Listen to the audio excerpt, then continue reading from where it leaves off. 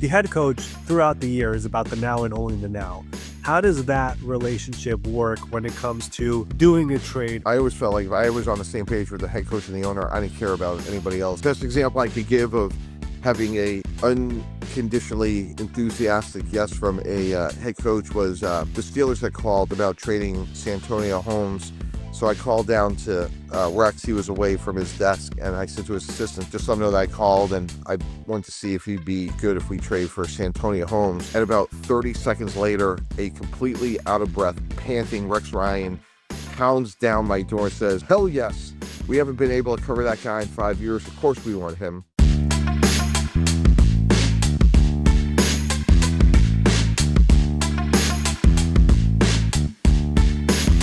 Welcome in. It is the Tuesday, October 14 edition of the NFL Spotlight Show. I am your host, Ari Meirov. Week 6 of the NFL season has officially wrapped up. Last week around the NFL, it was trade bonanza, a lot of stuff going on. So we're doing something different here on the show for this Tuesday. It's going to be a bit of a trade deadline behind the scenes of how it all unfolds, what goes on in front offices, and we're going to have none other than former NFL GM and executive Mike Tannenbaum on the show to break it all down. Really fun conversation. I've known Mike for a number of years, really close friend of mine, and he really knows all the trade details and how it all unfolds from being a GM around the NFL. So here it is, my full discussion with Mike Tannenbaum. Joining us today here on NFL Spotlight, you see him on ESPN. He's the founder of the 33rd Team and a former longtime GM and executive for the Jets and the Dolphins. It is the one and only Mike Tannenbaum. Mike, my good friend, how are you? Great to be with you, Ari, and it's also awesome to be your friend and teammate. Absolutely. It's been an honor, truly an honor to be able to work with you, work for you, get to know you, like everything over these last several years. It's been one of the pleasures of this industry and being in it. You've meant a lot to my career, and I've really been waiting for the right time to bring you on the show. I've mentioned this to you in the past. I would love to spotlight you on the show at some point as well, but we also have this entire world right now in the NFL with trades galore. I mean, the trade deadline is November 4th, but these teams and these GMs, they're very aggressive minded. They want to improve their teams. They want to get players. They want to get them in the building. And you, as somebody who made a lot of trades in your day when it was not as common, I would say, probably a perfect guest to talk about just the intricacies of how this all happens, how this all unfolds, what the fan does not really know, because fans kind of play Madden and they think it's the same way. It's nothing close to that. So I want to talk to you about that. And just, I guess I'll start with this. I mentioned before just all the trades that are going on. There have been 88 trades in the month of October over the last 5-6 years of here in the NFL, which is about 15 during that month. I'm just curious to hear from you. Why do you think we've seen this aggressive nature of these GMs going out there and making trades way before the trade deadline is even closer? Well, first of all, I'm with you. The formative years of my career were by Coach Parcells, and Coach Parcells had a lot of influences in his career. Some were Ron Wolf, the Hall of Fame GM of the Green Bay Packers, most notably, but he also had influences from baseball, and we used to talk a lot about the mindset of baseball where, if you need a left fielder, you go get a left fielder for a year. I know that sounds incredibly simplistic, but my mindset was always like every rock, every day, like we're going to systematically be relentless in our pursuit of improving our team each and every day. And why other teams didn't make more trades, I really never understood that. And what's interesting is there's 31 teams that you can make trades with, and you're not going to do a lot of business in the division, regardless of what people say off on the record. That's all BS. You don't like making trades within the division. So you're literally down to like 28 people on the planet you can make a trade with to get your team better. So I always felt like, hey, let's try to carve out win-wins, be a great listener, and figure out, a reasonable landing spot. And I think, if I had to take an educated guess, I would tell you maybe because some of the front offices now are a little bit younger, they tend to be a little bit more aggressive. Certainly like what we've seen in Jacksonville is probably a great example of what they did in the draft with like a whole new front office, led by Tony Baselli, amongst others there. But to me, I think because we're trending younger is a reason why. Just during your days, because you mentioned how rare it was. Like I remember there was a trade deadline in the early 2010s where like Mark Barron was traded. Like the whole world went crazy. We just had a trade in the NFL. It's unbelievable. Like, did it frustrate you when you were a GM that other teams were not so into doing the trades, but now, of course, everyone is interested in making a call or trying to figure something out? Yeah, I just felt like we made big trades to Antonio Holmes and Brett Yeah. Favre and Braylon Edwards. Like I don't know, I just felt like if there was a will, there was a way. But yeah, like Mark Barron being traded, the former great Alabama DB, he actually got switched to linebacker later in his career. Um, but there's other ways to improve your team. That was another big thing that Coach Parcells talked a lot about. Like in our industry, a lot of like top down notoriety in terms of team building, but you could also improve your team bottom up. And I think that's what the good organizations do. They'll sign somebody from another team's practice squad. There'll be somebody on the streets. I mean, you could look at most notably someone like Daniel Jones. Like when Daniel Jones signed with the Colts, Ari, that was not necessarily like headline grabbing information or transaction, but there may not be a single move in this year's 2025 ecosystem that has more impact on a franchise or a head coach in Shane Steichen and Chris Ballard, their GM, than signing, Daniel Jones. And ironically, what they may wind up getting criticized for is they only signed him to 1 year. But I think that's a great example of like when you don't have a quarterback, you sign one and you keep going. There was a quarterback trade that we had last week of the Browns trading Joe Flacco to the Bengals, which is in state, in division. You mentioned before about just how GMs do not want to do that. How surprised were you that A, there was a quarterback trade in division, and B, the fact that it actually was executed and it happened? And just when it comes to those type of trades, like, do you make calls in division? Is that like the last avenue you go to? Like, how does that work as an executive? So just thinking behind the scenes on that one in particular, I actually broadcasted the game, Cincinnati at Minnesota, and that was the first game that Jake Browning, and I thought like, wow, Jake Browning's going to play well. 2 years ago, Ari, he looked fantastic, and like just to be candid, it just looked like it's over. Like everybody has athletic mortality. For me, it was like eighth grade, maybe ninth. It happens to all of us at different times, and it's just over. And I don't blame Cincinnati. Like, hey, we have a good backup in Jake Browning. He's played well against, meaningful opponents 2 years ago, and we're good to go. And then all of a sudden, it's like he just can't function. Like athletically, he really struggles. So I really applaud what Cincinnati did. I think that's a great example of incremental progress. And what I mean by that, like Joe Flacco at 40 is far from perfect, but you could see against Green Bay, they had a chance to win. It was a one-score game in the fourth quarter. It was their defense that couldn't get the Packer offense off the field, which, let's face it, there's a lot of teams that can't do that, Ari. So to me, it was a trade that was, hey, what can we get? And is it better than Jake Browning? And I'm sure for Cleveland, a couple things. One, it reminded me a little bit of the Drew Bledsoe trade when Coach Belichick traded Bledsoe to the Bills. Clearly, he wasn't worried about defending him. But secondly, I think if you're the Browns, our future may or may not be Dylan Gabriel. It may or may not be Shedeur Sanders. So let's go ahead and, get those guys more opportunities. We're not going to the Super Bowl this year. So I think moving on from Flacco just allowed them to, kind of clear the runway for those other guys. Look at a team like Cleveland and Cincinnati doing a trade. When it comes to just in division trades and doing that, is that something like I mentioned before that you go and you do that as the last avenue you go to, or is that something where, you know what, let's just make the call and see what they think? Who cares? Yeah, I think it's a little bit of both, but I really tried not to trade within the division. And most of my career was in the AFC East between the Jets and the Dolphins, and I never felt like I'm trying to help, the Bills, the Patriots. So I think when you're in a situation with Cincinnati where we have a diminished skill player in Jake Browning and we need somebody, so the worst Cleveland can do is say no. And there were some days I felt like, hey, like we're smiling and dialing here. Like we're gonna go until we hear glass breaks. And if we need a quarterback, like we're gonna go find one. Last week, the interesting thing was that we saw those trades: Joe Flacco, Dafe Owe, Aloe Gilman, Tyson Campbell, Greg Newsome. all of those players that I mentioned played right away this week on Sunday for their new teams.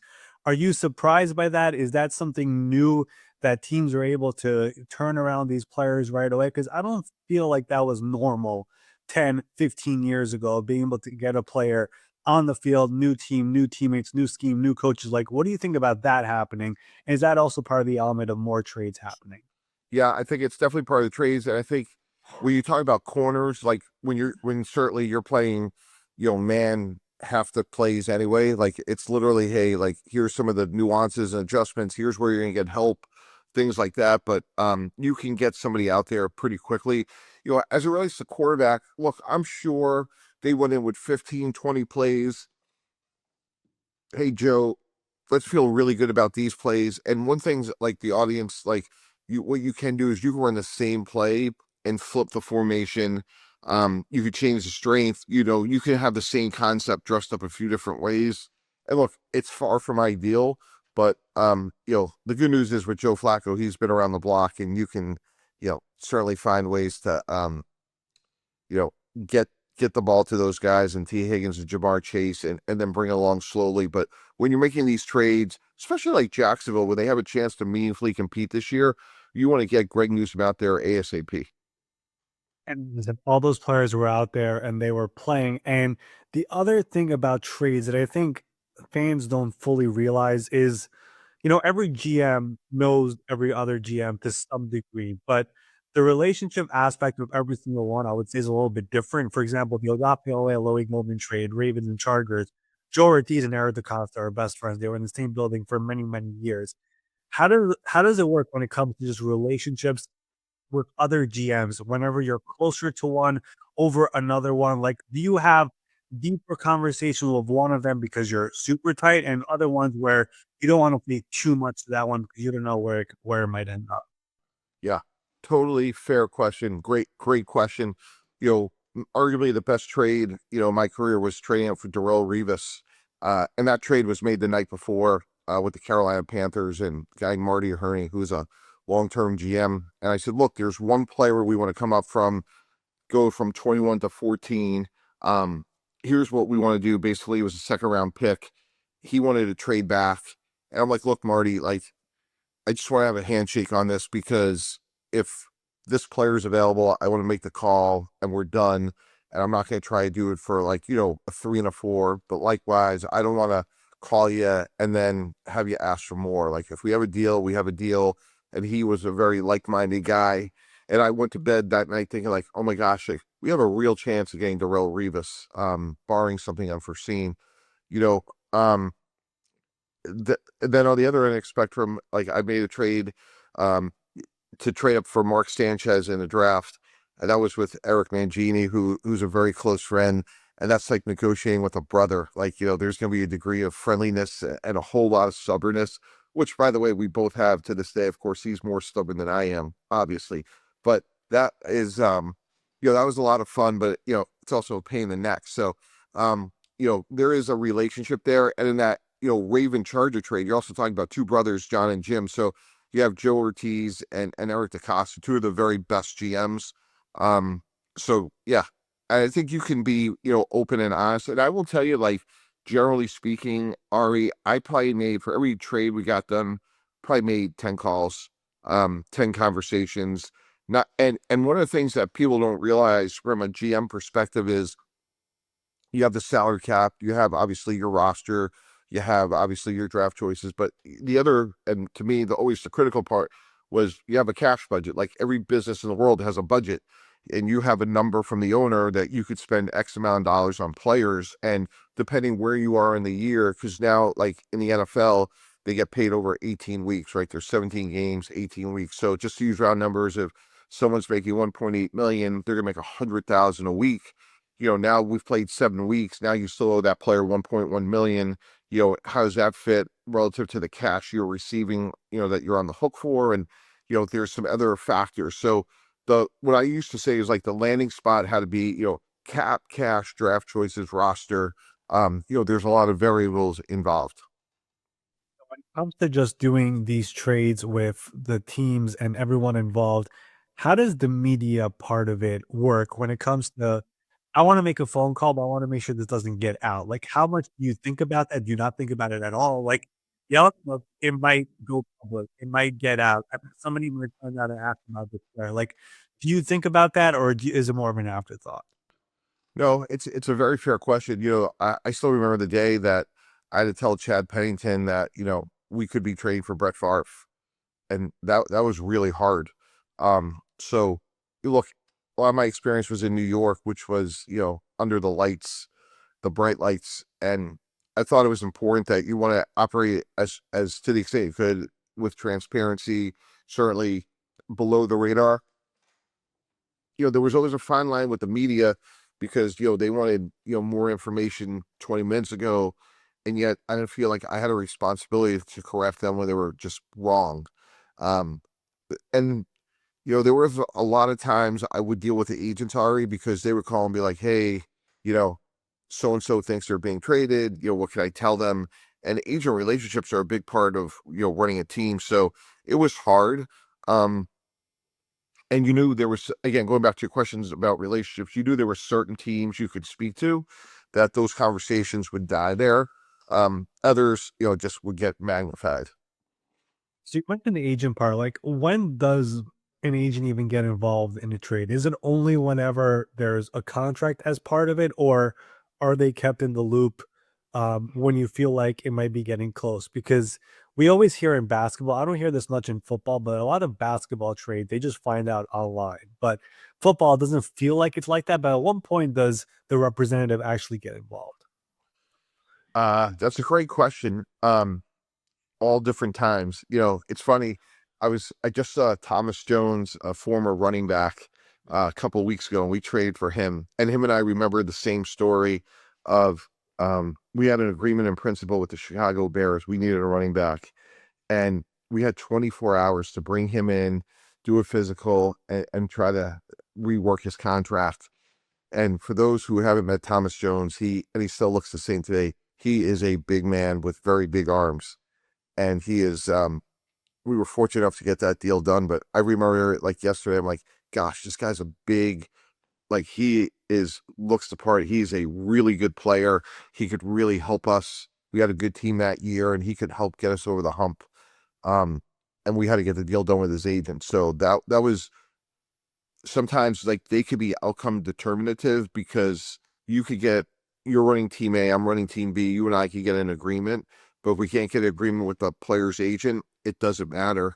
And under the league rules, you can bring in a player for a physical and try and negotiate a contract if the team that has the player grants permission.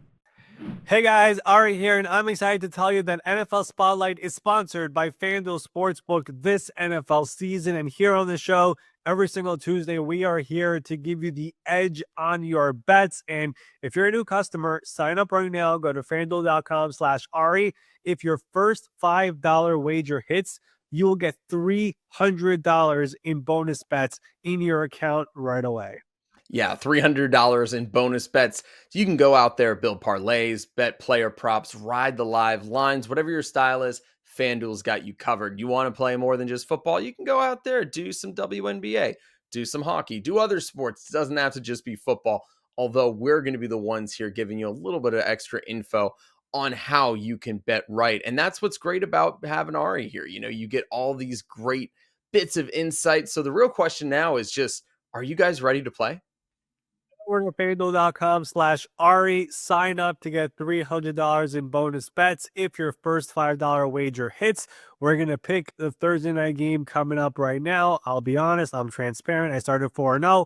I'm on a 2-game losing streak, but it's going to end right now. Yeah, it's gonna end right now. I got full faith and confidence in you, Ari.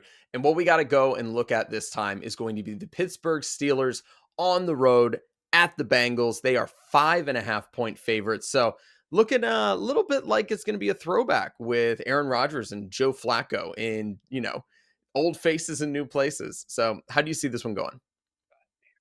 As the Steelers, Flacco as a Bengal, what world are we in right now? But yes, 5.5-point favorite for the Pittsburgh Steelers, who over the last 3 weeks, the AFC North as a whole is 2-0, and the 2 wins belong to the Steelers, the 9 losses, or everybody else. So I'm going to have the Steelers taking this game and winning and covering as well, because I liked what I saw from Joe Flacco against the Packers at Lambeau Field. I thought it was great. I also think the Steelers defense is a ball hawking defense, and a couple of mistakes here, a couple of mistakes there. The pass rush is very ferocious. I mean, we know that Joe Flacco is a stationary quarterback. We know the Bengals offensive line has not been the greatest thing in the world so far this year. I think the pressure is going to get there. I love Jamar Chase. I love T. Higgins. But at the same time, I think the Steelers team, they've showed it over the course of this year. Like, the offense has been good sometimes, kind of boring at times. The defense has been a big reason for them being in some of these games. And if they get a couple of turnovers here and there, I think this game could get out of hand here at some point. That is my pick over here. I'm trying to end this 2-game losing streak. The 49ers beat the Rams a couple of weeks ago. The Giants beat the Eagles last week. Upsets happening on Thursday Night Football. I don't feel like it's going to happen this week, so I'm going to go with Pittsburgh covering the 5.5. Don't think many are going to blame you on that Giants Eagles pick. I think that was shocking to many, but that's what makes it fun about this. You know, you never know exactly what you're going to expect with the NFL, but one thing you guys can't expect is to be having the greatest experience with FanDuel, because they are America's #1 sportsbook. So head over there, FanDuel.com/Ari. Get your $300 in bonus bets if your first $5 wager hits. And we'll be back with hopefully good news next week on Ari being back on a winning streak. What about the person, I guess, above everybody else, which is the owner? Is the owner involved in all trades about just okaying it? Is it only with the bigger trades? Like, where does the owner come in when it comes to trades? Yeah, every situation is going to be slightly different. I always felt like I always wanted to be on the front end with the owner, just from a standpoint like, hey, here's how we're evaluating our team. Here's an opportunity to acquire a player or trade a player. And just to be on the front end. Again, spending a lot of my career in New York, Ari, like, there's a lot of coverage on the team. And so I just want to stay ahead of it to the extent I could. And, sometimes the call is like, hey, you're going to read this, and it's not true, but you're going to read this. And that's part of being, in management. You have to sometimes manage up as much as you can when you're managing down. We've mentioned the agent, we've mentioned the owner. I think the most fascinating relationship in all of this is the head coach, because when you look at the GM head coach relationship, the GM is thinking about the now, but also about the future, 2, 3, 4 years down the line. The head coach throughout the year is about the now and only the now. How does that relationship work when it comes to doing a trade or wanting a player? Hey, just do it, get that guy. Like, how does that work with the head coach when you're also thinking about your draft picks? You're thinking about 2 years down the line. You're looking at the budget. Like, how does that work with that relationship evolving? Yeah. Again, I always felt like when you have a privileged running team, you're the point guard of information. So I always felt like if I was on the same page with the head coach and the owner, I didn't care about anybody else. If I was going to get criticized in the media, or a position coach was going to be upset, or, the personnel department disagreed, whatever it may be, I didn't care. If I was on the same page as the head coach and the owner, that's what was, the most important. And the best example I could give of having a unconditionally enthusiastic yes from a head coach was the Steelers had called about trading Santonio Holmes. So I called down to Rex. He was away from his desk, and I said to his assistant, just say, just let him know that I called, and I wanted to see if he'd be good if we trade for Santonio Holmes. And about 30 seconds later, a completely out of breath, panting Rex Ryan pounds down my door and says, hell yes.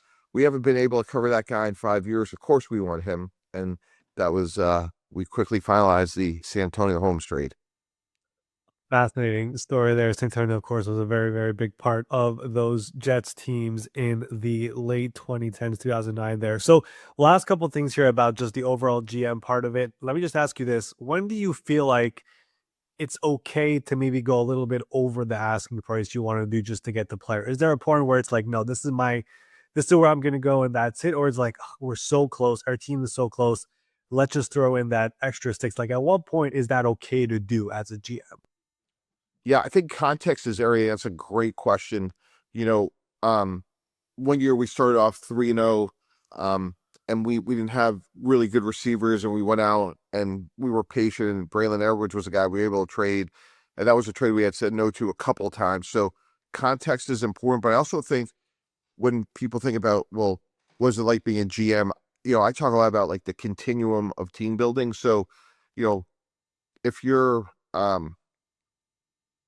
Cleveland, for example, you want to evaluate, Shador Sanders, Dylan Gabriel, because you're going to have to look at next year's draft class and you want to know what you have from a team building standpoint. So I think it's a constant analysis of what do we have, how do we improve, and what does the subsequent draft potentially look like? Let's talk a little bit about just the current state of the NFL. We've seen a bunch of trades happen already. There's going to be a lot more trades happening over here over these next few days and weeks leading up to November 4. Just looking at the current landscape of the NFL, there's one winless team, there's no undefeated teams. Just which is a team or two that you're watching, a GM that you're watching as somebody who could make a splash move, make a big move to improve the roster as we get closer to November, December football here. Yeah, I mean, the easiest and obvious one is Dallas and their pass rush. Like they have a playoff bound offense and they have, a horrible defense. And I don't know if it's Max Crosby, Trey Hendrickson, but, you look at Cincinnati having a disappointing season with Joe Burrow's injury. We talked about them. The Raiders are certainly, in year one now. Would they consider, trading someone like Max Crosby? So if I'm Dallas, I got to figure out some way to get a pass rusher here. The other thing I wanted to ask you about just the current landscape in the NFL of some of these teams is I look at a team like Tampa Bay. They're 5-1 of the year, and they could definitely maybe get a player here, get a player there. But I look at just their draft history and how good they've been at picking players. Just as a GM, when you're on such a heater of picking players and nailing those draft picks, is there an element of like, I really don't want to give up this pick because we could really use and find the next Bucky Irving, find the next Jalen McMillan, next whoever it is? Like, does that ever creep into your head about the now and then, especially when you're just crushing those picks? Yeah, but I think it's also the balance of like, hey, do we have a chance to win right now? And so if I'm Tampa Bay, yeah, like I could maybe draft another pass rusher, but boy, if I could add somebody now that could add, a handful of sacks. We saw like Montez Sweat trade to the Bears. Like you go out and get a B+ pass rusher. Is that something that, even though Tampa Bay has a really strong personnel department, to create a sense of urgency to give us a chance to win, given how well, Baker Mayfield is playing, I think that's something you really have to consider. Right. And then one last thing here with this current landscape of the NFL, Mike. We talked about the teams who should maybe go out there and buy. What about on the flip side, the teams that maybe should look ahead to the future, look to add more draft capital? We once had Nick Bonito on the show, who might be Defensive Player of the Year. He was on the show a few weeks ago. He said his favorite player growing up was Von Miller. Von Miller was traded in 2021 for a second and third round pick. That second round pick was used on none other than Nick Bonito. So which team should be out there maybe trading away one of their veteran players or a couple of their veteran players, getting draft picks, and maybe finding their own version of Nick Bonito? Cincinnati comes to top of mind. Without Joe Burrow, I think it's going to be hard for them to get to where they want to go this year. We talked about the Raiders. That's another team that, are they in the middle of a long-term rebuild? So that's another team that certainly comes to mind. I would say any team that has had major injuries or like big time, disappointments would, be in that bucket. And the last thing here, is there an element of, let's just think of, I don't know, a team like, I don't know, Miami, for example, where maybe there's some buzz about, the futures of some people there. Is there an element of some people like, hey, we need to win games. Let's not think about the future right now. Let's just keep all these players. Does that ever creep into the mind of a coach, executive, whoever it is, even when there might be a good offer on the table? I think you always, as a steward of the franchise, have to do what's in the long-term best interest of the team, regardless of whatever the noise or the potential narrative happens. Like, we've seen people like Zach Taylor be on the hot seat and then go on an incredible run, get to the Super Bowl. Next year, they get to the championship game. So that's what's so fun about this league is like just the unexpected endings that could happen. It's definitely the greatest reality TV show you could find. That is the NFL. Mike, I want to thank you for coming on over here, talking everything NFL trade deadline, the intricacies, the behind the scenes, how it all unfolds, the things that maybe fans don't fully realize when it comes to making trades around the NFL. We've seen 5, 6, 7 trades already since the season started. There's going to be a lot more over here in the next few weeks leading up to November 4. Really appreciate you coming on. All right, Ari. Thanks so much for having me. Hey guys, Ari here to tell you that we are so excited to be working with our friends over at Root Insurance. Root Insurance believes that good drivers deserve better rates. So they have created a new kind of car insurance that rewards good drivers in an easy to use app. It's really simple. While you're driving, they gather and analyze your data from your smartphone sensors. After a few weeks, you will get a car insurance quote based primarily on your driving. Yeah, and you know what? It's really great because you can test it out before you switch, which helps you get the perfect way of knowing what you're going to be paying based on your driving, which honestly, you know what? We all need a little bit of feedback. It's not always just get in the car, get to your location without maybe a few other heart palpitations. So it's good to be able to realize when you're making those things that you need to improve on. And that's what's fantastic about the Root app. And it's more than just that, though, because it's easy to be able to do things like edit your coverage, update your policy, or even just file a claim in a few minutes. Get started today by visiting root.com, ROOT.com, and learn how you could save for good driving. All right, Ari. And when it comes to driving, safety is the most important thing. And when it comes to the NFL, besides safety, winning is the most important thing. And right now in the NFL, it appears that the Kansas City Chiefs are going to be flipping the script from what we saw early in the season. So is it safe to say that the Chiefs are back? I never thought the Chiefs were gone. I mean, I don't know where this narrative came that the Chiefs were bad. I mean, like they started 0-2 at two really tough games. They bounced back, and of course, they had that weird Monday night loss to the Jaguars, a game that I think they should have won. We're up 14-0, a very uncharacteristic pick six by Patrick Mahomes, 99 yards. Okay, fine, they lose that game, and then they come back and win the dominant game over Detroit at home. And probably the biggest news of them all, there's all these trades going on around the NFL. They might be getting the best player they could probably get back right now in Rashee Rice, who's coming off that 6-game suspension. And I'm telling you, Ben, we spoke to some Chiefs people here on the show before the season. We had the Chiefs reporters here on the show.